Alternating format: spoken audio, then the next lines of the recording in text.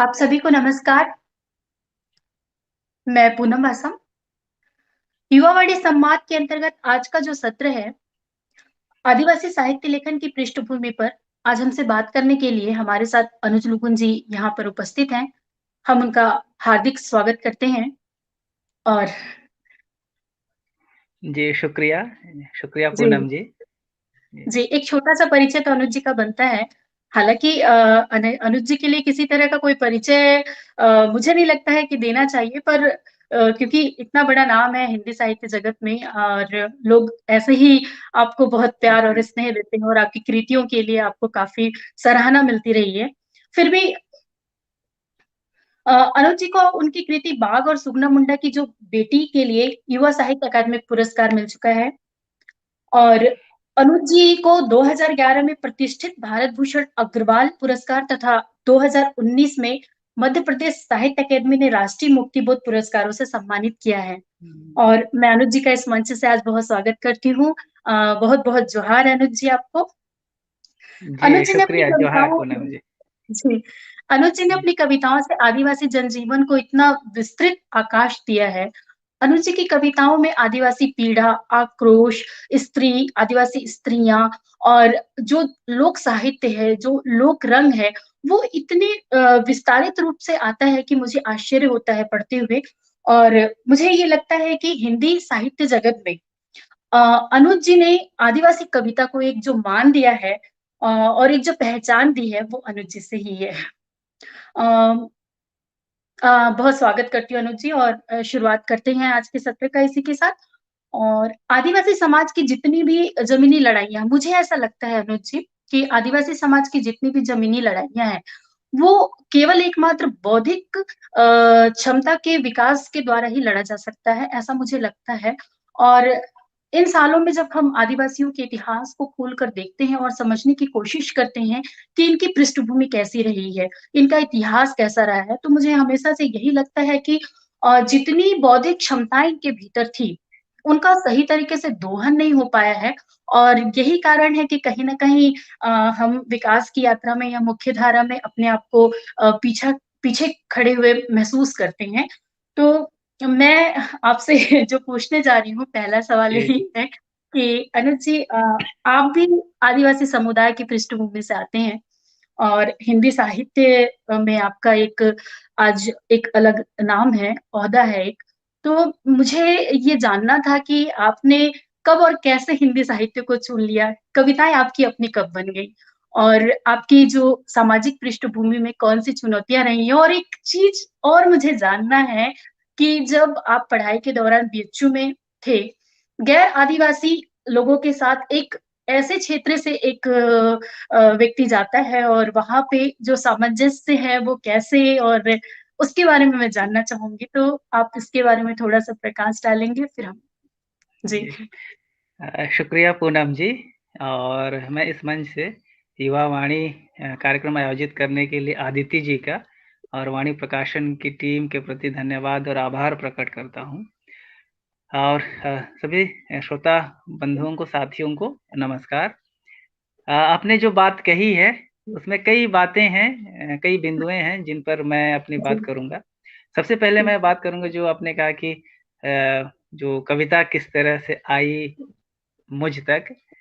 जी तो ये एक रोचक बात ये है कि लिखने का शौक बचपन से ही रहा, जी और बचपन से ही रहा। और चूंकि हिंदी मातृभाषा नहीं रही है हमारी कभी, यानी जी ये मैं हिंदी में लिखता जरूर हूँ लेकिन हिंदी मातृभाषा नहीं थी, मातृभाषा नहीं। मुंडारी जी या आदिवासी मातृभाषा मेरी थी। लेकिन जी चूंकि स्कूलिंग के दौरान हमने हिंदी सीखी, और हम्म, कविताएं हमें पढ़ने को मिली तो हिंदी में ही मिली बचपन से ही। जी जी तो एक जो रचनात्मकता थी जो अंदर, वो हिंदी भाषा का माध्यम ही वो ग्रहण कर पाई।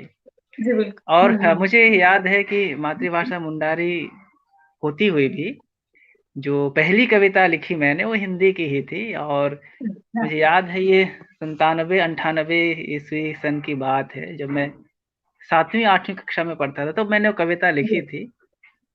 और वो कविता थी झारखंड आंदोलन के संदर्भ में, क्योंकि वो दौर था झारखंड आंदोलन तेज चल रहा था अच्छा। जी, जी। और दमन की घटनाएं, हुँ, हुँ। गिरफ्तारियां, ये सारी चीजें थी। और सबसे बड़ी बात थी उसी के समानांतर जो जंगल हुँ। माफियाओं के खिलाफ जी, हमारे जी। घरों से जो या हमारे आसपास से लड़ाइयाँ शुरू हुई थी, वो चीज़ें हुँ, स्मृतियों में हुँ। थी, अनुभव में थी। हुँ।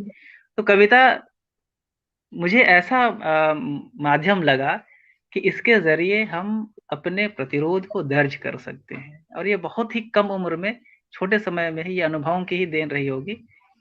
मैंने कविताएँ हुँ। लिखनी शुरू की और कविताएँ ही मेरा माध्यम बनी।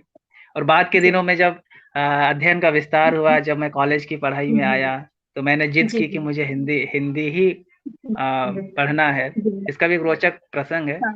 जब रांची जी, सेंट जी। जेवियर्स कॉलेज में मैं जब हिंदी विषय में एडमिशन के लिए गया ग्रेजुएशन में, तो जी। वहाँ हमारे शिक्षक थे डॉक्टर कमल कुमार बोस। उन्होंने मुझे कहा हुँ। कि तुम हिंदी क्यों लेना चाहते हो? तुम्हारे तो जी, जी। इकोनॉमिक्स में अच्छे मार्क्स हैं, इतिहास तुम्हारा अच्छा है, हाँ, हाँ। राजनीति विज्ञान है तुम्हारी अच्छी। जी। लेकिन मैंने कहा कि मुझे लेखन की दुनिया में जाना है, मैं हुँ, अपने को हुँ, हुँ। रचनात्मक बनाना चाहता हूँ, तो मैंने भाषा के रूप में हिंदी भी चुना और साहित्य भी हिंदी ही चुना। लेकिन अच्छा। मातृभाषा हमेशा साथ रही। तो इस तरह से हाँ, लेखन हाँ। शुरू जी। होता है। लेकिन मैं अपने लेखन को एक महत्वपूर्ण पड़ाव के रूप में वहाँ ले जाता हूँ, या मुझे लगता है कि बनारस आना, बनारस की हाँ। मिट्टी में पहुँचना एक जी, बहुत जी। महत्वपूर्ण बिल्कुल, बिल्कुल। और ऐतिहासिक बात रही है मेरे लिए। वहाँ जी। शिक्षकों ने, मेरे गुरुजनों ने लेखन को, उसकी जी। क्षमता को, सबसे बड़ी बात अनुभव और उसकी बेचैनी को समझा और उसे जी। एक दिशा दी। हुँ, तो हुँ। इस तरह से बनारस आने के बाद, बनारस आने पर मैंने पहली बार ये जाना कि कविता का हुँ, हुँ। पाठ भी होता है, ठीक है? हुँ। और मुझे तो लगता था कि कविताएँ यूँ ही लिखी जाती हैं और लोग पढ़ते हैं। तो फिर मैंने अच्छा। कविताओं का पाठ करना शुरू किया। विभाग जी, में जी। कार्यक्रम होते थे, विश्वविद्यालय में होते थे। हाँ। तो वहाँ हुँ, से एक हुँ। यात्रा शुरू हुई और बहुत बड़ी हुँ। भूमिका बनारस की है। और मुझे इस बात जी। को कहने में कोई संकोच नहीं है कि बनारस जी। ने एक रचनात्मक ज़मीन दी, एक रचनात्मक दिशा दी। जी, जी। बनारस वैसे भी एक बात, महापुरुषों की भूमि हाँ, है। जी। जी। हुँ, हुँ। और ये पूनम जी, आपने एक बात कही है उसी बातचीत के क्रम में, आपने जी, जी। आदिवासी बौद्धिकता की बात कही और आपने ये हाँ। बात कही कि आदिवासी समाज के विकास की बात, कि हम मेनस्ट्रीम में हुँ, कहीं पिछड़ गए हैं या हम उस हुँ, मुख्यधारा में हुँ। उसकी सुविधाओं से, उनकी चीज़ों से दूर हैं, वंचित हैं। ये बात जी, आप जी। कह रही हैं। इसको हुँ, मैं थोड़ा हुँ। अलग नज़रिए से देखता हूँ। जी, जी। अ, मेरा ये मानना है कि आदिवासी बौद्धिकता हमेशा से रही है। हुँ, हुँ, हुँ। और आदिवासी समाज की बौद्धिकता यह नहीं जी, कि जी। आधुनिक शिक्षा पद्धतियों के आने के बाद निर्मित हुई है, ऐसा नहीं है। हाँ। हाँ, हाँ। आदिवासी बिल्कुल। बौद्धिकता आदिवासी समाज के अपने अस्तित्व के साथ रही है और इसका हुँ, सबसे हुँ। मजबूत प्रमाण हम लोगों ने देखा है, उपनिवेशवाद के विरोध में जो हुँ। लड़ाइयाँ लड़ी गईं। जी, और इस जी। बात हुँ। से हम इनकार नहीं कर सकते जी। कि हुँ। उपनिवेशवाद के खिलाफ जो लड़ाइयाँ लड़ी, उसमें हुँ, आदिवासी हुँ। समाज ने हुँ, अपनी हुँ। मौलिक हुँ। बौद्धिकता के साथ लड़ाई लड़ी और उन्होंने कभी कोई समझौता नहीं किया। नहीं किया। जी, तो जी, मुझे बिल्कुल। लगता है कि आज जब हम आदिवासी साहित्य के ज़रिए आदिवासी समाज और हाँ। आदिवासी विषय पर विमर्श कर रहे हैं, तो मुझे लगता है जी, जी। कि हुँ, हमें हुँ। नए तरीके से आदिवासी बौद्धिकता को, उसके विचारों की दुनिया को सोच है। समझना हुँ, हुँ, चाहिए। मूल्यांकन करने की ज़रूरत जी, है। जी, बिल्कुल, बिल्कुल। जी, वही मुझे भी लगता है कि हमारी जो बौद्धिकता है उसका बहुत अच्छे से दोहन हो सकता है। वो मेरा कहना ये था कि उसका दोहन मुझे जी, लगता है कि उस तरीके से नहीं हुआ, जिस तरीके से होना चाहिए। जी, बौद्धिकता है, पर उसका उपयोग और मैं ये कह रही थी अनुज जी जैसे कि पता है कि सालों पहले से ही जो आदिवासियों के पास अपना एक लोक साहित्य है जिसको वो लेकर चले आ रहे हैं, परंपरागत रूप से लेकर चले आ रहे हैं। हालाँकि वो हुँ, लिखित में नहीं है, लेकिन वाचिक परंपरा के रूप में उनके पास ये सालों से ही है। और हुँ, एक लंबा इतिहास रहा है संघर्ष का, साहित्यिक संघर्ष की मान लीजिए या आर्थिक संघर्ष हुँ, की मान लीजिए या सामाजिक संघर्ष की।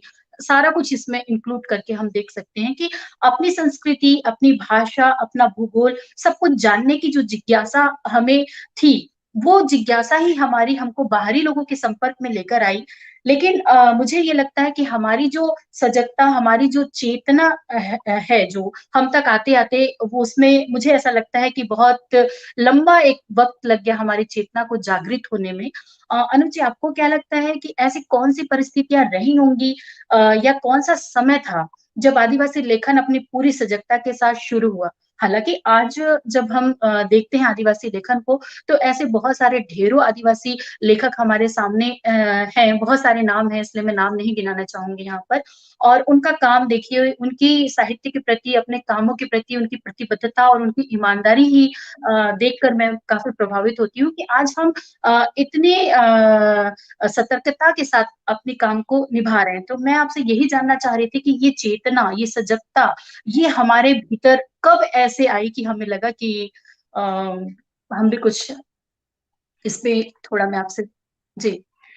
हाँ, देखिए इसको हाँ, 2 तरीकों से समझना चाहिए। पहला तो ये कि जिस आदिवासी चेतना या आदिवासी लेखकीय चेतना की जो बात हम कह रहे हैं, हाँ। जी ये जी। उपनिवेशवाद के विरुद्ध संघर्ष के दौरान ही आ गया था, ठीक है? हाँ। और जी ये जी। एक अलग बात है कि जिसे हम कथित तौर पर मेनस्ट्रीम या मुख्यधारा कहते हैं, हाँ वहाँ हाँ। तक उस लेखकीय चेतना का या हाँ। जो चेतना की रचनात्मक अभिव्यक्ति थी, उसकी चीज़ें अच्छा। अब तक हमारे मेनस्ट्रीम मुख्यधारा तक नहीं पहुँची हैं। जैसे मैं उदाहरण जी। के तौर पर कहूँ, हम्म। हम अगर उदाहरण के तौर पर हम हिंदी साहित्य की ही बात करें, हाँ आधुनिक जी। हिंदी साहित्य की बात करें, भारतेंदु हाँ। हरिश्चंद्र के बाद जब हम आते हैं महावीर प्रसाद द्विवेदी जी के जी कालखंड जी। में जब सरस्वती पत्रिका का संपादन करते हैं और हम ये देखते हैं हम्म। कि वहाँ से एक व्यवस्थित हिंदी साहित्य की विकास यात्रा शुरू होती है। जी तो जी। ये वही 20वीं शताब्दी का शुरुआती दशक है, शुरुआती दौर है, जहाँ हम्म आदिवासी लेखन अपनी हम्म। संपूर्ण चेतना के साथ अभिव्यक्त हो रहा है। और एक चीज़ जी जी। हमें ये चूँकि इतिहास का अध्ययन भी इतना आधा-अधूरा रहा है, कि हम हाँ। आदिवासी समाज के बारे में उन चीज़ों को नहीं जान पाते। जैसे अगर हम भारतीय स्वाधीनता आंदोलन में आदिवासी हम्म। संघर्षों को देखें, अगर हम 20वीं शताब्दी के ही आदिवासी संघर्ष को देखें, तो जी। हमें ये बात साफ दिख जाती है कि 20वीं हम्म। शताब्दी के शुरुआती दशकों का जो आदिवासी संघर्ष है, जो राष्ट्रीय आंदोलन में आदिवासी संघर्ष है, ठीक उसी के समानांतर आदिवासी सांस्कृतिक कर्म भी है, लेखकीय कर्म भी है और उसी के हम्म। समानांतर आदिवासी लेखन हो रहा है और वो आदिवासी अपनी भाषाओं में लिख रहे हैं। जी कई जी। ऐसी आदिवासी मातृभाषाएं हैं जिन मातृभाषाओं की अपनी लिपियां नहीं है, लेकिन जी जी। उन्होंने दूसरी लिपियों को सीखा और दूसरी हम्म। लिपियों में उन्होंने अपनी भाषा में कविताएं लिखी। जैसे 1880 ईस्वी में रामदास टुडू ने संथाली हाँ में जी। काव्य संकलन लिखा। हम्म 1880 ईस्वी में रामदास टुडू ने। और हम ये देखते हैं कि उन्होंने हम्म। चूंकि संथाली वो बोल सकते थे, संथाली जी लिखने के बिल्कुल। लिए लिपि चाहिए थी, उस समय संथाली की लिपि विकसित थी नहीं, तो उन्होंने हम्म। बांग्ला में संथाली भाषा, संथाली साहित्य लिखा, बांग्ला लिपि में जी। संथाली साहित्य लिखा। और हम्म। एक रोचक बात मैं यह रेखांकित करना चाहूंगा, बिल्कुल बिल्कुल। गुरुदेव रवींद्रनाथ टैगोर को इस बात की जानकारी थी कि संताली में हम्म। साहित्य लेखन हो रहा है। जी जी। उन्होंने अपने एक लेख में जिक्र भी किया है कि साहित्य हम्म। की मौलिकता का मतलब यह है कि अब जिस भाषा समुदाय से हैं, उस हम्म। भाषा समाज उसके समुदाय की अनुभूतियों को अभिव्यक्त करें। और इस जी संदर्भ में जी। उन्होंने संताली भाषा का भी जिक्र किया। तो जो हम्म। लेखकीय चेतना उसी दौरान निर्मित होती है। लेकिन हम्म। ये एक बात है कि यह एक बहुत बड़ी हकीकत है कि जी। राष्ट्रीय आंदोलन के संघर्ष के दौरान भी आदिवासी संघर्ष को देखने का जो नजरिया था मेन स्ट्रीम का, या हम कह हम्म। सकते हैं जो समय जो नेशनल कांग्रेस थी उसका जो नजरिया था या और भी लोगों का नजरिया था, वो बहुत साफ नहीं था। जी और जी।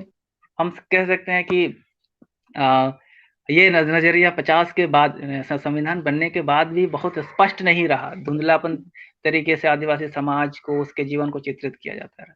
हाँ, जी जी। लेकिन जो आप कह रहे हैं कि जो चेतना रही, उसकी जो सटीक अभिव्यक्ति कहाँ हुई, तो इसके कहाँ हुई? लिए जी। आपको मानना पड़ेगा नक्सलवाड़ी आंदोलन को।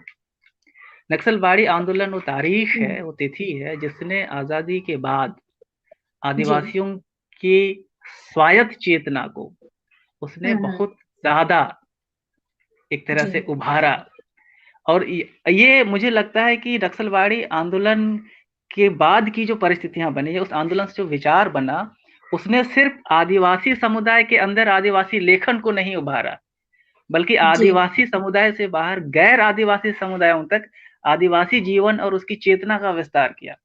बांग्ला में इसका सबसे बेहतरीन उदाहरण है महाश्वेता देवी। जी, और बिल्कुल। हम जानते हैं कि महाश्वेता देवी ने जब बांग्ला में काफ़ी उपन्यास लिखा अरण्येर जी। अधिकार, तब हुँ, लोगों को लगा कि नहीं, आदिवासी नायकत्व जैसी भी चीजें हैं, राष्ट्रीय आंदोलन में आदिवासी समाज की भागीदारी जैसी भी कोई चीज है। लेकिन हुँ, डिस्कोर्स के तौर पर, विमर्श के तौर पर चीजें आई 90 के जी। दशक में, जब उदारवादी प्रक्रियाएं शुरू हुई, हाँ। कि जी, 90 जी। से 2000 95 ईस्वी के बीच का 90-95 दशक के है। आसपास जी। जी। क्योंकि हुँ, आप खुद बस्तर से हैं, आप इस चीज को जानती हैं हुँ। कि जी, बस्तर जी। में जिस तरह से नक्सल मूवमेंट के नाम पर बिल्कुल। माओवादी आंदोलन हुँ। चला, उसकी प्रतिक्रिया में सलवा जुडूम का चला। तो हाँ, जी। इस टकराहट से एक चेतना बन रही है, जो हुँ, हुँ। समाज को, बृहत्तर समाज को आदिवासी समाज की तरफ सोचने के लिए, विचार करने के लिए हाँ। प्रेरित कर रही है, प्रभावित कर रही है। और हम देखते हैं कि एक डिस्कोर्स की जी। तरह वो चीजें हुँ, हुँ। सामने आ चुकी है। मैं इस तरह हुँ, देखता हुँ। हूँ पूनम जी। जी, जी, बिल्कुल, बिल्कुल मनोज जी। और मुझे एक चीज़ ये भी लगता है कि जैसे आपने अभी बताया कि 90 के दशक के बाद से आदिवासी सजगता और चेतना सामने आई और उनको नोटिस किया जाने लगा। मैं हम्म, और एक बात मेरे मन में ये आती है कि गैर आदिवासियों ने आदिवासी समुदाय पर एक समय में बहुत काम किया, जैसे कि अभी आप बात कर रहे थे। और हम्म, परंतु वंदना टेटी जी कहती हैं, मैंने कहीं पढ़ा था कि वंदना टेटी जी ये कहती हैं कि गैर आदिवासियों द्वारा आदिवासियों पर रिसर्च करके लिखी जा रही रचनाएँ शोध साहित्य है, न कि वो हम्म, आदिवासी साहित्य हैं। तो हम्म, आदिवासियत को नहीं समझने वाले, हिंदी अंग्रेजी जानने वाले लोग क्या उस तरह से आदिवासी का लेखन कर सकते हैं? शायद वो नहीं लिख सकते हैं। तो मुझे ये लगता है कि सुनी-सुनाई बातों से आदिवासी जीवन का सच प्रस्तुत नहीं किया जा सकता है, क्योंकि आदिवासी लेखन के लिए आप जब तक उस पृष्ठभूमि में नहीं जाते हैं, आप जब तक महसूस नहीं करते उनके दर्द को या उन परिस्थितियों से नहीं गुज़रते हैं, तो मुझे नहीं लगता कि वो निखार या वो सच्चाई, वो शब्दों में वो जो एक पीड़ा, एक जो दर्द झलकनी चाहिए, वो दिखाई देती होगी। तो अनुज जी मैं ये जानना चाह रही थी, बाकी लोग भी ये जानना चाह रहे होंगे कि आपको कब ऐसे लगने लगा कि हमारे अपने लोगों को एक लेखक के तौर पर मान लिया गया कि यह भी एक धारा है और जो कि बहुत महत्वपूर्ण व समृद्ध स्मृतियों के साथ मुख्य धारा में अपनी मजबूत स्थिति निर्मित करने जा रहा है या शामिल हो रहा है। तो मैं इस पे ही आपसे जानना चाह रही थी कि ये ऐसा कब कब आपको लगने लगा या हाँ, कह सकते हैं हम इसको कि मुख्य हाँ, धारा में हम थी? जी। हाँ। जी, ये ये हाँ, दो बातें आपने कही। एक हाँ तो जी। आदिवासी लेखन में गैर आदिवासी समाज की भूमिका और जी। हुँ, उसके हुँ। लेखकीय योगदान को हम उसको किस तरह जी। देखें। पहले उस किस तरह उस से पर मैं देखते ये हैं? बात कहना चाहूँगा कि इस जी। विषय पर, इस मुद्दे पर अलग-अलग लेखकों के अलग-अलग विचार हैं, सबके हाँ, अलग-अलग हाँ। राय हैं। जी, जी। मैं एक अलग राय रखता हूँ। देखिए, जी। ये जो सवाल है, ये दरअसल लेखकीय प्रतिबद्धता से जुड़ा हुआ सवाल है, ठीक है? हाँ, हाँ। हम आदिवासी बिल्कुल। समाज से हैं या गैर हुँ, आदिवासी हुँ। समाज से हैं, ये अंततः हुँ, इस हुँ। बात पर निर्भर करता है कि हमारी लेखकीय प्रतिबद्धता या सरोकार क्या है, हमारी जी। संवेदनशीलता क्या है। हुँ, निस्संदेह हुँ। गैर आदिवासी समाज के द्वारा आदिवासी जीवन पर कई ऐसे लेखन किए गए जो बहुत ही भ्रामक जी, हैं, जो बहुत बिल्कुल। ही हुँ, गलत हुँ। अवधारणाओं पर आधारित हैं। उस तरह के जी, लेखन भी हैं, हुए हैं, जी। जो जी, आदिवासियों को जी। असभ्य और नंगे से बाहर देखना नहीं चाहते।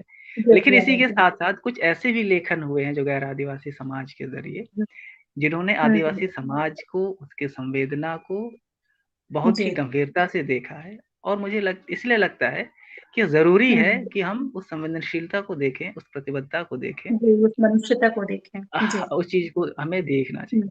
बाकी जो जी। आदिवासी जीवन से जो लेखन हम देख रहे हैं, चूँकि जो जिस हाँ। ज़मीन से जुड़ा है, जिस मिट्टी से जुड़ा है, जो रोज़मर्रा के अनुभव हैं, तो स्वाभाविक रूप से जी। उसके अनुभव ज़्यादा हमें पके हुँ। हुए देखने को मिलेंगे, ठीक है? जी, जी। तो जी। ये बात है। और हुँ, हुँ। कब हम इसको रेखांकित करेंगे, ये हुँ, एक हुँ। डिस्कोर्स के तौर पर, तो मुझे लगता है कि जी, ये, जी। अगर वैसे हम तारीख की तरह देखें, हाँ, हाँ। तो मुझे लगता है कि अ, ख़ास तौर से जब दलित और स्त्री लेखन डिस्कोर्स के जी, तौर जी। पर स्थापित हो चुका था, उसी हुँ, के हुँ। समानांतर आदिवासी लेखन भी सामने आ रहा था। जैसे हुँ, महादेव हुँ। टोप्पो जो वरिष्ठ आदिवासी समाज के लेखक हैं, उन्होंने कविताएँ लिखी। मराठी से जी, वारू जी। सोनवाने जैसे आदिवासी हाँ जी। लेखक सामने आ रहे जी। थे। हुँ, तो हुँ, इनकी हुँ। उपस्थिति से ये साबित होता है कि हुँ, अब हुँ। समाज में सॉरी साहित्यिक विमर्श और चिंतन में आदिवासी लेखन आ गया है, ठीक है? और जी, इसमें जी। बड़ी भूमिका आती है उनकी जब रणेंद्र का उपन्यास ग्लोबल गाँव के देवता प्रकाशित होता है, उसने एक एक तरह से इस डिस्कोर्स को आदिवासी जीवन के हुँ, डिस्कोर्स हुँ। को उन्होंने और महत्वपूर्ण जी। बनाया। जी। हुँ। जी, अनुज जी। वही मैं कह रही थी अनुज जी कि गैर आदिवासी जैसे जब शामिल होते हैं आदिवासी लेखन में तो मैंने भी इस बात को काफ़ी महसूस किया है। हालाँकि पता नहीं मैं कितनी सही हूँ या कितनी गलत हूँ ये मैं नहीं जानती। लेकिन जैसे कि आपने अभी बात की कि हम बस्तर की परिस्थितियों की भी बात कर लें और जैसे नक्सलवाद हो गया तो आपने हुँ, एक बात ये भी कही कि आदिवासियों को मतलब भ्रामक तरीके से आदिवासियों के उसके लिए लिखा जाता है कि ये लोग नंगे और वो होते हैं। तो मैंने भी कई ऐसी सारी किताबें पढ़ी हैं कि उनके ऊपर तो ये लिखा होता है कि बस्तर नक्सलवाद या बस्तर में लाल आतंक या बस्तर में ये या वो, जो भी हुँ। चीज़ है। लेकिन अंदर जब हम जाकर पढ़ते हैं तो हमको ये महसूस होता है कि उन्होंने जो कुछ लिखा है या जो कुछ रचा है तो इन चीज़ों को तो जी, ख़ारिज जी। करना चाहिए और जी, बिल्कुल। हुँ। बेरहमी से ख़ारिज करना चाहिए इस तरह की रचनाओं को।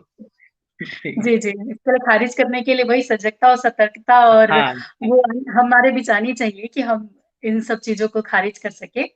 और अनुज जी जैसे कि अभी आपने कहा था कि मौलिकता तो अपनी भाषा में ही होती है और सुंदरता भी अपनी हाँ, भाषा में ही होती है जब हम कोई चीज़ रचते हैं तो। तो जी।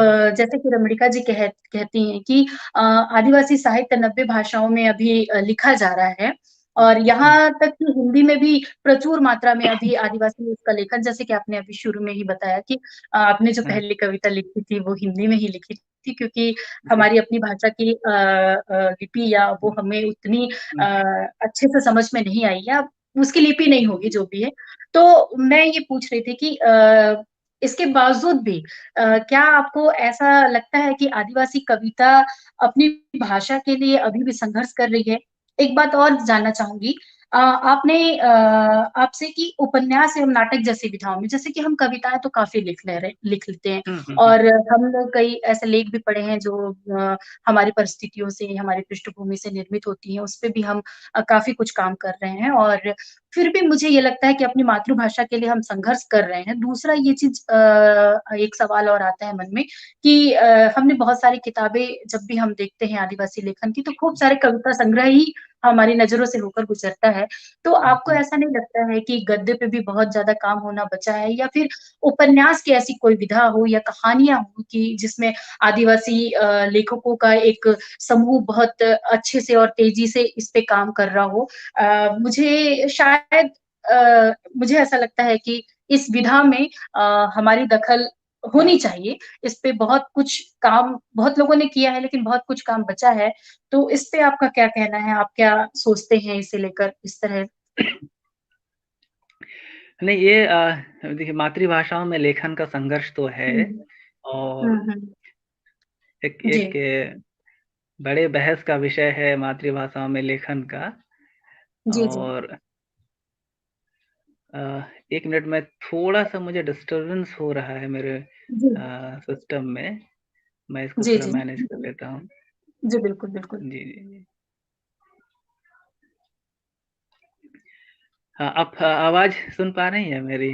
हाँ जी। जी, बिल्कुल, बिल्कुल, बिल्कुल अनुज जी। तो मैं ये पूछ रही थी अनुज जी कि जैसे हाँ। मातृभाषा का एक संघर्ष जो एक चला आ रहा है हमारे साथ, वो और दूसरा ये कि हम लोगों ने हुँ, कविताओं पे काफ़ी काम किया है, लेकिन गद्य हाँ। गद्य जो विधा है, जो उपन्यास है, जो कहानियाँ हैं, उस पे और भी काम होना थोड़ा कम हुँ। दखल या थोड़ा कम हस्तक्षेप है, ऐसा मुझे लगता है। तो आप क्या सोचते हैं इस विषय में? हाँ, हाँ, क्योंकि अब हम कह सकते हैं कि अब हम भाषा के नए माध्यमों में हम आए हैं, तो जी, जी। हमारा एक रचनात्मक संघर्ष तो रहेगा ही। जी, जी। शायद मुझे लगता है कि अनुज जी का लिंक नहीं मिल रहा है। अनुज जी आएँगे तो हम उनसे इस विषय पे बात करेंगे, मातृभाषा के संघर्ष पे बात करेंगे। मुझे भी यही लगता है कि जब हम अपनी भाषा में कोई चीज़ रच रहे हैं, तो उसे समझने के लिए एक वैसा वर्ग भी चाहिए। और जैसे कि मैं अपनी कविताओं में बहुत सारे स्थानीय शब्दों का इस्तेमाल करती हूँ लिखते-लिखते, और तो मुझे ये लगता है कि जो लोग हमारी पृष्ठभूमि से परिचित नहीं हैं, जो लोग हमारी भाषा को नहीं समझ पा रहे हैं, उन्हें मेरी कविताएँ उस गहराई से वो महसूस नहीं कर पाते होंगे। तो ये एक दिक्कत हमारे साथ आती है। अनुज जी आ जाएँ तब तक मुझे लगता है कि मुझे अनुज जी की एक कविता पढ़ लेनी चाहिए। अनुज जी की एक छोटी कविता है जिसे अ, मैं यहाँ अरे चलिए अनुज जी आ गए, तो मैं उनकी कविता बाद में पढ़ूँगी। जी अनुज जी। हाँ, मुझे ना 1 मिनट हाँ। हाँ, हाँ, हाँ, हाँ, जी। सॉरी कुछ अरे तकनीकी कोई दिक्कत समस्या नहीं। आ जी, गई थी, कोई जी, तकनीकी जी, समस्या आ अनुज गई थी। जी। जी। हाँ, गद्य हुँ, लेखन की दिशा में हम लोग बढ़े हैं। इसका बेहतरीन उदाहरण है हरिराम मीणा जी के लेखन को हम देखें। साइबर जी, जी। सिटी से नंगे आदिवासियों तक, जंगल-जंगल हाँ, हाँ, हाँ, जालियांवाला हाँ। जी, जी। और महादेव हुँ, हुँ। जी का सभ्यों के बीच आदिवासी या हुँ, रोज हुँ। क्रिकेटर की रचनाएँ हैं। तो गद्य हुँ, लेखन हुँ। की दिशा में बढ़े। हाँ, ये हुँ। रफ्तार धीमी है और चूँकि जी, हम जी। ये कह सकते हैं कि एक विमर्श के तौर पर आदिवासी हुँ, साहित्य हुँ। अभी अपने प्राथमिक चरणों में है, शुरुआती चरणों में हुँ। है। ये जी, अपना जी। विस्तार करेगा और जी, जी। मातृभाषाओं के लेखन की बात करें, तो हुँ, मातृभाषाओं हुँ। में आदिवासी लेखन बड़े पैमाने पर है। ये अलग बात है कि हमारी पहुँच उन तक नहीं है। कम से कम जी, हम जी। 2 कुछ भाषाओं का संदर्भ हम ले सकते हैं। हुँ, हुँ। जैसे मणिपुरी की बात हम कर सकते हैं या बोडो की बात कर सकते हैं या संताली की, जी, खासतौर संताली से की बात कर सकते हैं। जी। जिन हुँ। मातृभाषाओं को 8वीं जी, सूची जी। में जगह दी गई, उनमें तो बहुत बड़े पैमाने पर लेखन हुआ। हाँ जी, जी, जी, दूसरी गोंडी में भी भाषाएँ हैं काफ़ी जी, गोंडी हाँ, भाषा में भी काफ़ी काम हुआ इस पे। हाँ, जी। गोंडी भाषा बिल्कुल, बिल्कुल। हुँ, जी, हुँ। जी, जी। जी। तो जी। जी, अनुज जी, मैं आप अभी कह रहे थे कि हिंदी साहित्य मैं ये बोल रही थी कि जिस तरह से हिंदी साहित्य में गद्य पे इतना विस्तृत काम हो रहा है, उस तरह से आदिवासी गद्य पे भी काम होना चाहिए, मुझे ऐसा लगता है। अनुज जी फिर से जी। चलिए मैं अनुज जी की एक कविता यहाँ पे पढ़ना चाहती हूँ। काफ़ी पसंद है मुझे ये कविता उनकी, किसान का रहस्य। जी, स्वागत अनुज जी। आपकी ही कविता पढ़ रही थी मैं। मैंने हाँ, सोचा ज़रूर, कि जब ज़रूर। ज़रूर, आप जी, जी, पहले जी। पढ़ लें। जी, किसान का रहस्य आपकी एक कविता है जो मुझे काफ़ी पसंद है और अभी ये वर्तमान में ये माहौल भी चल रहा है तो एक किसान बीज बोता है। एक किसान बीज बोता है, अंकुए फूटते हैं, आँखें फटती हैं, सूखी धरती और बंजर आसमान देखकर एक किसान क्यों रोता है? यह रहस्य नहीं, एक किसान कब रोता है, यह रहस्य है। रहस्य है ओस की बूंदें, कोई नहीं जानता सिवाय ओस की बूंदों के जो रात-बिरात चुपके से उसके उससे मिलने क्यों आती हैं। कितनी सुंदर बात, कितनी अच्छी कविता आपने ये लिखी है कि रहस्य एक किसान कब रोता है, ये रहस्य नहीं है। रहस्य है ओस की बूंदें कोई नहीं जानता सिवाय ओस की बूंदों के जो रात-बिरात चुपके से उनसे मिलने क्यों आती हैं। बहुत अच्छी कविता है ये। जी, अनुज जी, चलिए मैं आगे हाँ। ये एक ये सवाल मन में भी आता है अनुज जी जैसे कि आप देख रहे होंगे कि हिंदी साहित्य में बहुत सारे नए नए दृश्य, नए बिंब आ रहे हैं। वैसे ही अभी हमारे आदिवासी कविताओं में भी कुछ सालों से लगातार कुछ नयापन आपको देखने को मिल रहा है। जैसे कि नए दृश्यों को आप जो हिंदी कविता में तो आ रहे हैं वो एक अलग चीज़ है।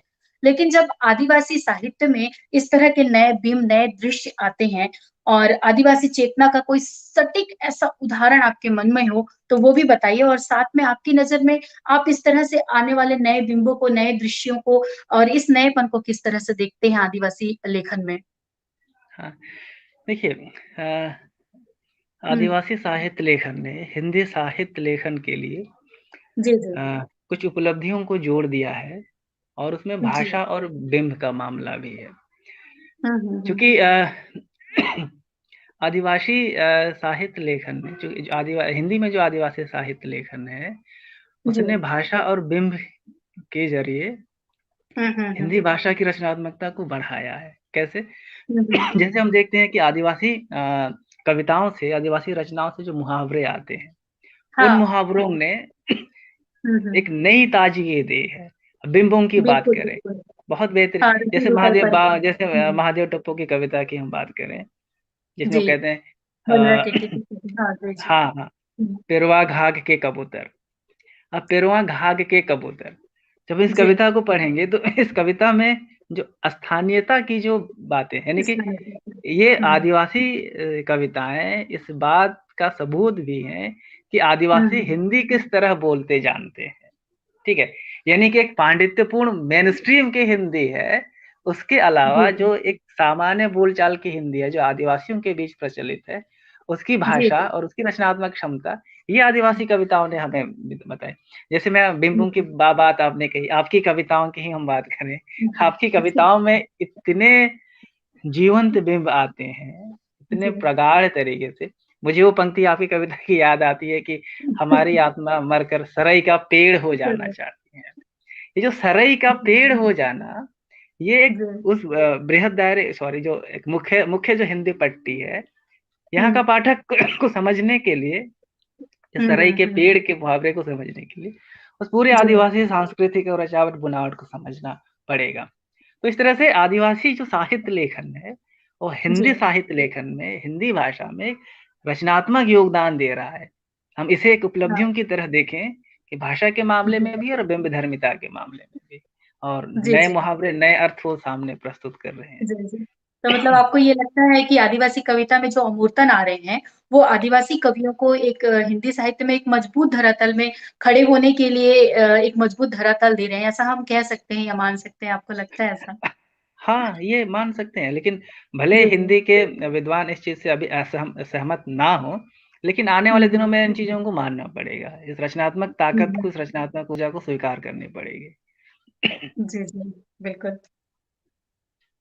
एक जी। चीज़ और जैसे कि हिंदी साहित्य में जिस तरह से स्त्री लेखन हो रहा है या जिस तरह से महिलाएँ अपने दर्द, अपनी पीड़ा को व्यक्त कर रही हैं, वैसे ही आदिवासी महिलाओं ने भी अपने लेखन में काफ़ी कुछ लगातार वो लिखती आ रही हैं।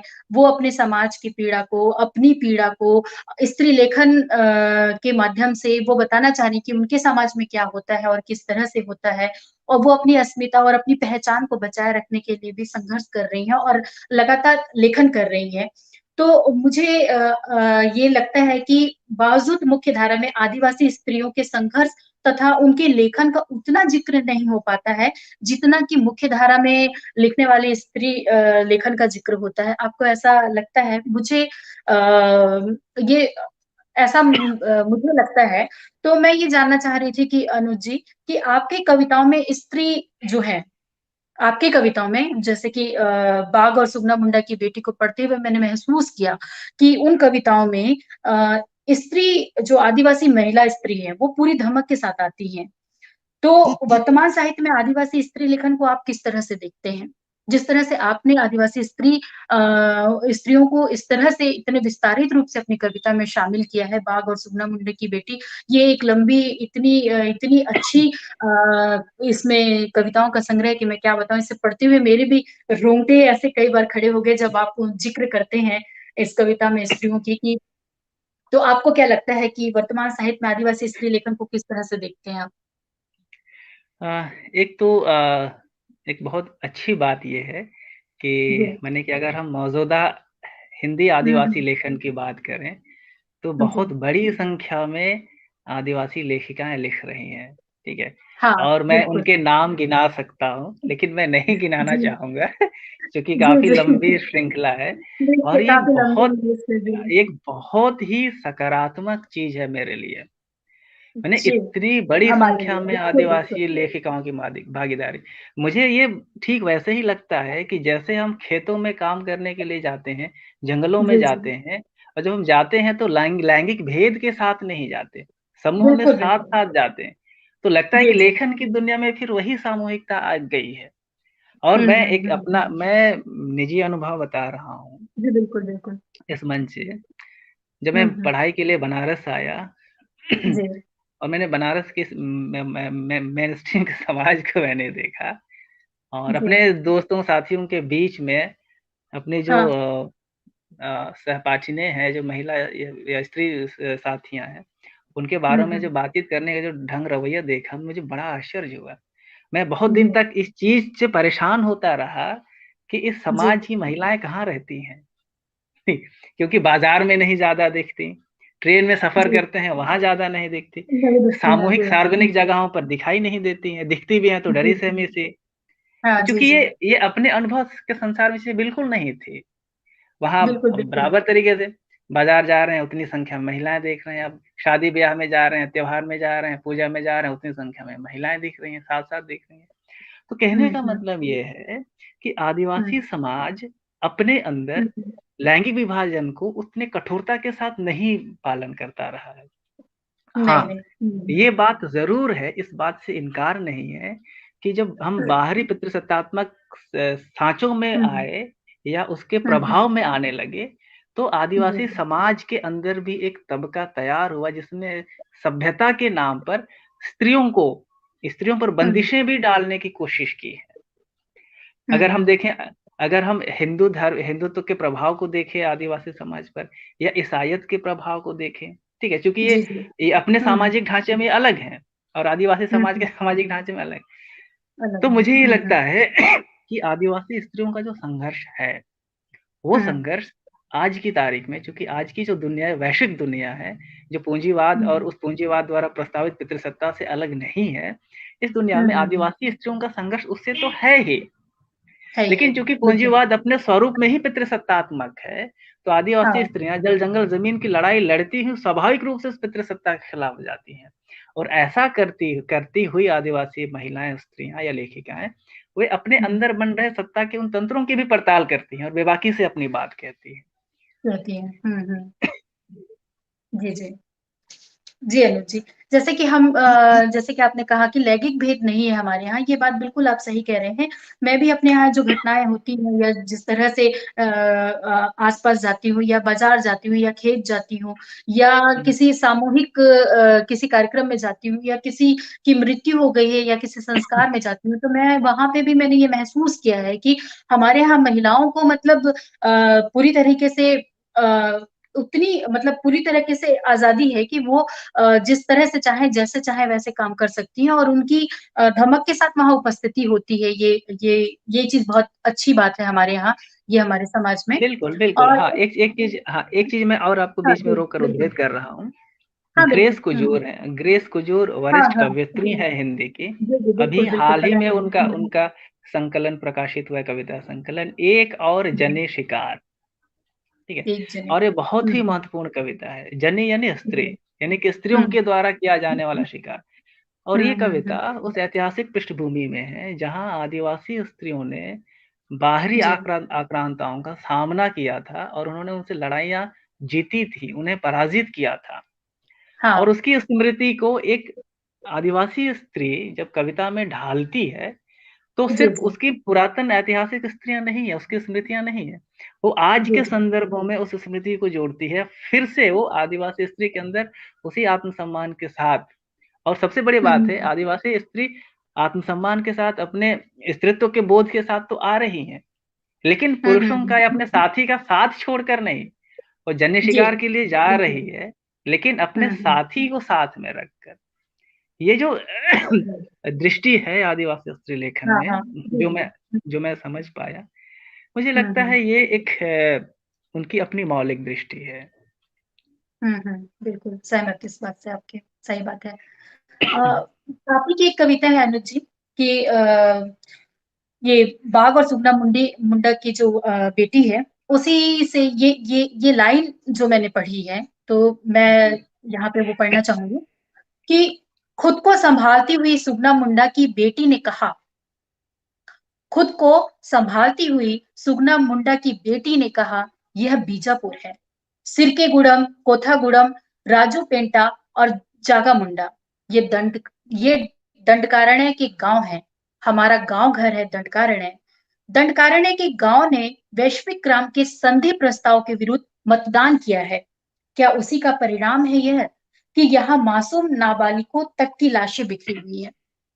अब जब मैं ये लाइन पढ़ रही थी और यहाँ पे जिस तरह से दंडकारण्य या बस्तर के गाँव का आपने उल्लेख किया है और यहाँ की पीड़ा को जिस तरह से आपने व्यक्त किया है, तो इन पंक्तियों पर ध्यान जाना बिल्कुल स्वाभाविक है और मैं ये सोचती हूँ कि इनमें मेरे क्षेत्र के जो आदिवासी स्त्रियाँ हैं या आदिवासी जो जनजीवन कितना प्रभावित हो रहा है कि वो मतदान भी यदि अपनी मर्ज़ी से करते हैं, तो उनको कितनी कितनी सारी परिस्थितियों से होकर गुज़रना पड़ता है। तो आपको क्या लगता है कि आदिवासियों का दर्द हर क्षेत्र में, हर परिस्थिति में एक ही तरह का है, केवल शोषित होना और विस्थापित होना ही उनकी नियति है, ऐसा लगता है? हाँ, देखिए ये एक बहुत बड़ा सवाल है और जो आपने कविता जी, की पंक्तियाँ पढ़ी कि जी, दंडकारण्य के गाँव ने वैश्विक जी, ग्राम से असहमति दर्ज की है। व्यक्तिगत जी, जी। ये जो वैश्विक ग्राम है, ये दरअसल न्यू लिबरलिज़्म है, ये नव हुँ, हुँ, साम्राज्यवाद है, जो वैश्वीकरण के हुँ, ज़रिए हुँ। पूरी दुनिया में अपना कब्ज़ा फैला रहा है। जी, जी। हुँ, और हुँ। ये जो आदिवासी समाज के दुःख दर्द या उसकी पीड़ा या विस्थापन की बात आपने कही, ये केवल जी, भारतीय संदर्भ में नहीं है, ये बड़े वैश्विक संदर्भों में है। व्यक्तिगत हम हुँ, हुँ, आज की हुँ। तारीख में अमेज़न के जंगलों की बात करें या जी। लैटिन अमेरिकी आदिवासियों की बात हाँ, करें हाँ। या हुँ, हुँ। हम कहीं और भी देखें, उनका जी, जी। संघर्ष हमारे संघर्ष से अलग बिल्कुल नहीं दिखता। और ये बहुत अब तो इस तरह के इंटरनेशनल प्लेटफ़ॉर्म भी बने हैं, जैसे कि सर्वाइवल इंटरनेशनल जैसा एक प्लेटफ़ॉर्म है, जो दुनिया भर के हुँ, हुँ। आदिवासी संघर्षों को एक करके सामने लाता है। ठीक है। हम हुँ, उनके हुँ। समाचारों को देखें, तो हमें लगता है कि हुँ। चीज़ें एक ही हैं और एक होने की वजह क्या है? अगर जी, जी। अमेज़न का आदिवासी का संघर्ष और बस्तर के आदिवासी संघर्ष में अगर एक विचार दिख रहा है, तो उस विचार का कारण क्या है? तो फिर मैं जी। वही आपके हुँ, पहले हुँ। सवाल की तरफ जाऊँगा आदिवासी बौद्धिकता जी। की। यानी जी, बिल्कुल। हुँ, हुँ, आदिवासी हुँ। विश्व दृष्टि, इस विश्व हाँ। को, इस प्रकृति को देखने का आदिवासी नज़रिया और हुँ, ठीक हुँ। उसी के समानांतर कथित तौर पर मेनस्ट्रीम या सभ्य समाज के द्वारा इस दुनिया को हुँ, हुँ। देखे जाने का नज़रिया। ये 2 नज़रिया। अलग हुँ, हुँ। दृष्टिकोणों और दर्शनों की टकराहट है। हुँ, एक हुँ, हुँ। जो हम अपनी पूरी प्रकृति, पूरे ज़मीन उन चीज़ों के साथ जीना चाहते हैं। एक जी। उसके दोहन से पैदा हुए मुनाफ़े से जीना चाहते हैं। ठीक है? तो इसीलिए हुँ। वो जो चीज़ें हैं, वो हुँ, एक हुँ। है, बहुत करीब है और हुँ, हुँ। चूँकि प्रकृति के करीब रहने की वजह से उनकी जो दार्शनिक मान्यताएँ हैं, वो बहुत करीब-करीब दिखाई देती।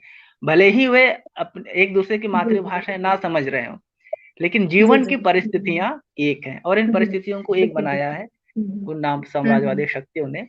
और जो हुँ, पंक्तियाँ हुँ। आपने पढ़ी उसके बारे में मैं ये बात कहना चाहूँगा। आप खुद जानती हाँ। हैं वो सिरकेगुडम में 2012 में एक फेक एनकाउंटर हुआ था जिसमें 12 या 17 लोग जी। मार दिए गए थे, जिसको जी, जी। 2000 इसी 2019 के आखिरी में या 20 के शुरुआत में हाँ। सुप्रीम कोर्ट ने संभवतः उसे कहा कि एक फेक एनकाउंटर था। निर्दोष लोगों को हुँ। माओवादी के नाम पे मारा गया है। मारा गया है, लेकिन वो उसके वाक़ई लिए कोई वो किसी तरह की विचलित कोई हुँ। हाँ, ये लेकिन विचलित कर ये देने तो वाली ठीक है घटना अनुज जी थी। हाँ, बिल्कुल। हाँ, जी, जी, बोलिए, बोलिए। हुँ, हुँ। हाँ, तो ये चीज़ें जो हैं, वो एक साथ पूरी हुँ। दुनिया में चल रहा है।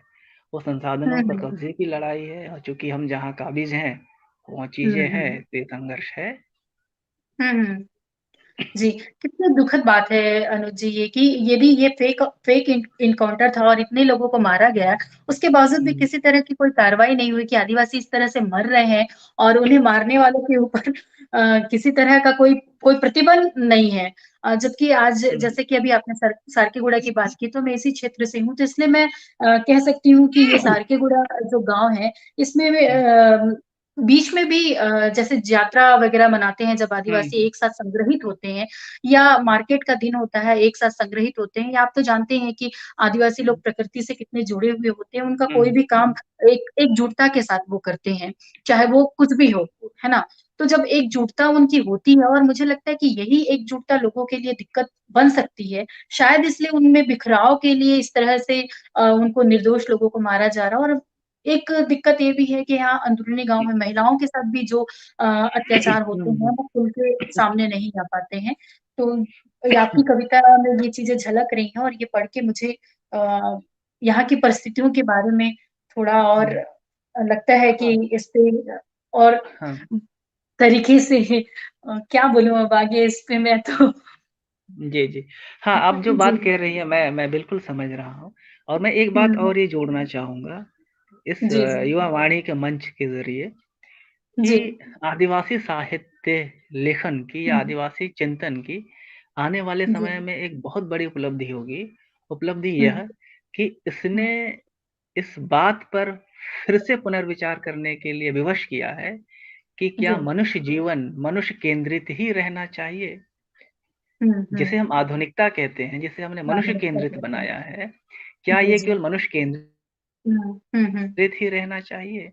क्योंकि जिस तरह से आज की तारीख में एक जी, वैश्विक जी। ग्लोबल वार्मिंग या वैश्विक हुँ, उष्मीकरण का संकट पड़ा है, जलवायु का जी, संकट पड़ा जी। है, इसमें बिल्कुल। आदिवासी चिंतन इस बात पर बहुत ही हुँ, मज़बूती के साथ वो अपना पक्ष रखता हुँ, है हुँ, और ये कहता है हुँ, हुँ।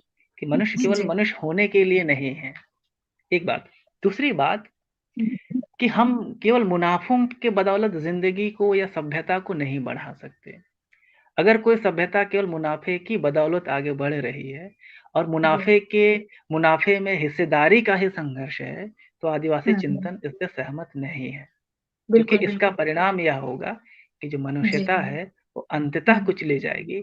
एक पक्ष होगा जो हुँ, चीज़ों का हुँ, उपभोग करेगा और दूसरा पक्ष हुँ। होगा उन चीज़ों से वंचित किया जाएगा। जी, जी, जी। बिल्कुल, बिल्कुल। आप ही की एक कविता की एक लाइन थी कि कुछ लोग हैं जो अब भी पेड़ों की पूजा करते हैं। तो ये ऐसे लोगों की जी। बहुत ज़रूरत है अभी इस समाज को कि ऐसे लोग बचे रहें इस धरती पे जो पेड़ों की पूजा करते रहें, है ना? तो अनुज जी आपकी किताब बाघ और सुगना मुंडा की बेटी ये जो शीर्षक है वो जब मैं पहली बार इस शीर्षक को पढ़ी कि बाघ और सुगना मुंडा की बेटी, तो मुझे ये शीर्षक ऐसा लगा कि ये शीर्षक कविता संग्रह का कैसे हो सकता है?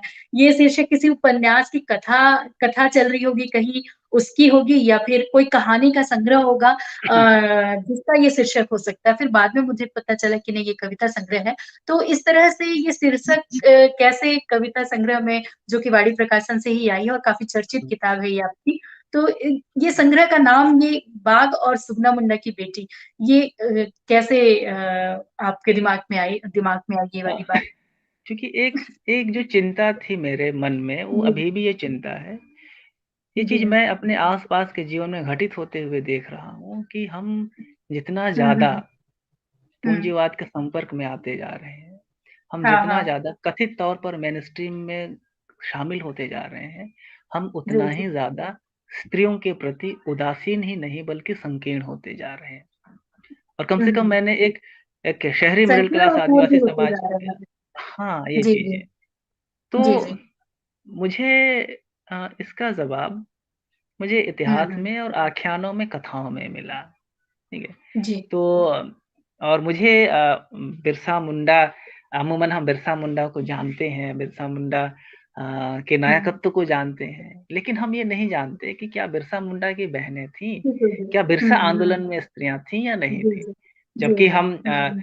मुंडा लोक कथाओं या जनश्रुतियों में जाएँगे, तो हम ये देखेंगे कि उलगुलान में हुँ, बहुत हुँ। बड़ी संख्या में महिलाएँ शहीद हुई थीं।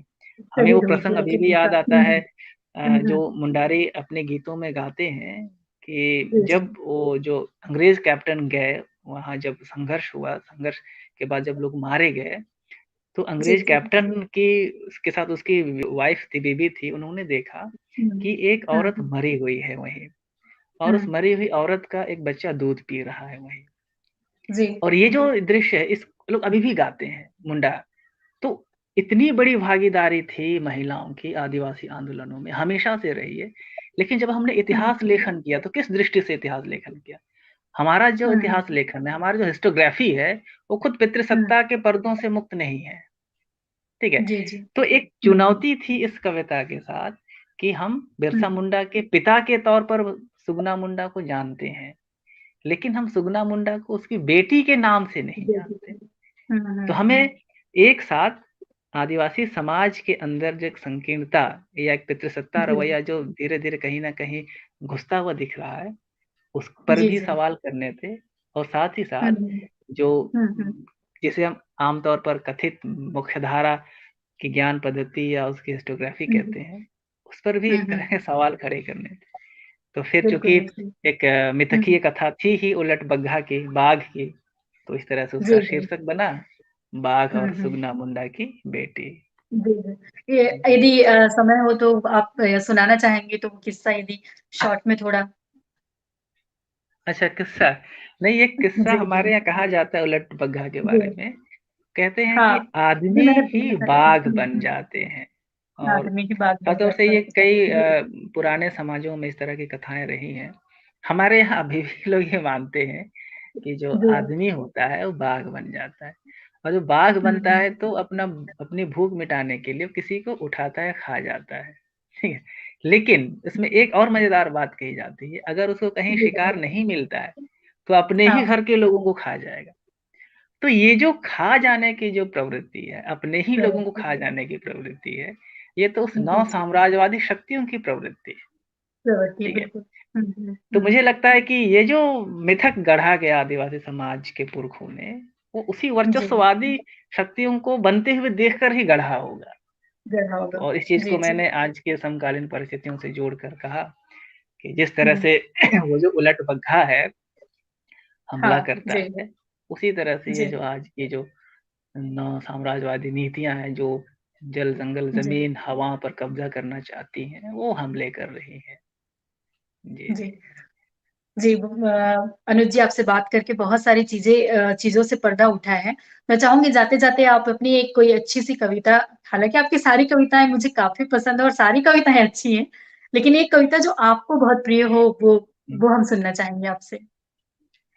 अ, मैं एक नई और अप्रकाशित कविता पढ़ूँगा जी, और ये स्वागत है। कविता मैं उन किसानों को समर्पित करते हुए पढ़ूँगा, जो हाँ आज जी। आंदोलनरत हैं जी। और अपनी माँग रख रहे हैं। हुँ, और मुझे लगता जी, है कि आदिवासी साहित्य लेखन या आदिवासी चिंतन किसानों जी, के साथ है और हर उस संघर्षरत इंसान के साथ है, जो जी। अपने हक के लिए अपनी गरिमा का संघर्ष कर रहा है। तो ये कविता मैं उन्हीं किसान भाइयों को समर्पित करते हुए पढ़ना चाहूँगा। ये बिल्कुल नई अप्रकाशित कविता है। जी, बिल्कुल, बुलेट ट्रेन स्वागत पर समर्थन मूल्य की बात। बुलेट ट्रेन पर समर्थन मूल्य की बात। की बात। जी, अब जबकि लोगों ने बुलेट ट्रेन पर अपनी सहमति दे दी है, तो लोग फसलों के झूमने की बात नहीं करेंगे। अब जबकि लोगों ने बुलेट ट्रेन पर अपनी सहमति दे दी है, तो लोग फसलों के झूमने की बात नहीं करेंगे। फसलें भी हुँ, घर बसाती हैं, अब इस बात पर लोग गौर नहीं करेंगे और चिड़ियों का मरना उनके लिए त्रासदी नहीं होगी। यह समय ही ऐसा है कि व्यवसाय जीत गया है और भगवान अपने घर वापस लौट आए हैं। सन्यासी और धर्मज्ञ शासन कर रहे हैं, इसलिए खेतों के दुख की बात अविश्वसनीय है। जिन्हें वाक़ई। खलिहानों के बिकने का डर है, दरअसल हुँ, वे भगवान के होने पर संदेह कर रहे हैं, इसलिए उन्हें कैद खाने का रास्ता दिखाया जाएगा। वाह! जो जमीन को जोतता और कोड़ता है, उसे मालिकाना दावे का हक नहीं। जो जमीन को जोतता और कोड़ता है, उसे मालिकाना दावे का हक नहीं। जो बीज बाजारों में बेचता है, उसकी उर्वरता बढ़ेगी और वही होगा मालिक। मसलन कि जमीन के पट्टों की बात उतनी वाजिब नहीं रही, जितनी कि पेटेंट कानूनों की है। मसलन कि ज़मीन के पट्टों की बात उतनी वाजिब नहीं रही, जितनी कि पेटेंट कानूनों की है। जो सड़कों पर है, वे जानते हैं यह सब कुछ। जो सड़कों पर हैं, वे जानते हैं यह सब कुछ और इसलिए वे सड़कों पर हैं, नहीं तो वे किसी मंदिर के शिलान्यास कार्यक्रम में होते या लाल किले में होते, सही जैसे कि आज के जनसेवक दिखते हैं। किसान होना महज किसान क्रेडिट कार्ड हासिल कर लेना नहीं है। किसान होना सही महज किसान क्रेडिट कार्ड हासिल कर लेना नहीं है, जैसे कि बैंकर होना एटीएम कार्ड हासिल कर लेना है। यह मिट्टी के हथियारों को पहचानने की योग्यता है। यह मिट्टी के हथियारों को पहचानने की योग्यता है। महज समर्थन मूल्य की बात करके सूरज का परचम ढोने वालों को फुसलाया नहीं जा सकता। जब जहरीली रसायन मिट्टी में घुलती है, तब उनकी आंखें सुलगती हैं। भले ही आज लोगों ने बुलेट ट्रेन पर अपनी सहमति दे दी हो, उनके कंधों से सूरज का परचम गिरता नहीं है। जी, शुक्रिया पूनम जी। अरे जी, इतनी मार्मिक कविता है ये और इतनी सच्ची कविता है और इस कविता को सुनाने के लिए आपका बहुत-बहुत शुक्रिया। आपसे बात करके बहुत सारे पहलुओं पे हमें भी जानकारी मिली और आपसे बात करके बहुत अच्छा लगा। चिड़ियों का मरना उनके लिए त्रासदी नहीं होगी। कितनी बड़ी बात कह दी आपने कि जब सारी चिड़िया ही मर जाएँगी और किसी को दुःख ही नहीं होगा तो धरती पे बचेगा और क्या। तो बहुत सारी शुभकामनाएँ हैं कि आदिवासी समुदाय इसी तरह से लिखता रहे और मनुष्यता बची रहे इस धरती पे, प्रकृति से यूँ ही प्रेम बना रहे और जल, जंगल, ज़मीन को बचाने के लिए हमारी जो लड़ाइयाँ हैं, उसमें और भी समुदाय के लोग हमारे साथ शामिल हों और प्रकृति के प्रति जो प्रेम है हमारा, वैसा ही प्रेम पूरे और भी समुदाय के लोगों का हो, तो मुझे लगता है कि ये धरती पे जितनी भी समस्याएँ हैं, प्रदूषण से लेकर बाकी चीज़ें, वो उनसे शायद हमें निजात मिलेगा। और मुझे बहुत अच्छा लगा आपसे बात करके अनुज जी। आपका बहुत-बहुत धन्यवाद। शुक्रिया शुक्रिया। पूनम जी, और युवा वाणी का शुक्रिया, वाणी प्रकाशन का अदिति जी का शुक्रिया, पूरी टीम का शुक्रिया। और जी, बहुत अच्छा लगा आप सबसे बात करके। बीच में मुझे जी। थोड़ी तकनीकी समस्या हो गई, इसलिए बाधा हुई होगी, कोई इसलिए मैं कोई क्षमा दिक्कत नहीं चाहूँगा। होती। जी, जी। बहुत आभार आप सबका। जी, शुक्रिया। जी, आपका भी। शुक्रिया अनुज जी। जी। जी, जी, जी, नमस्कार।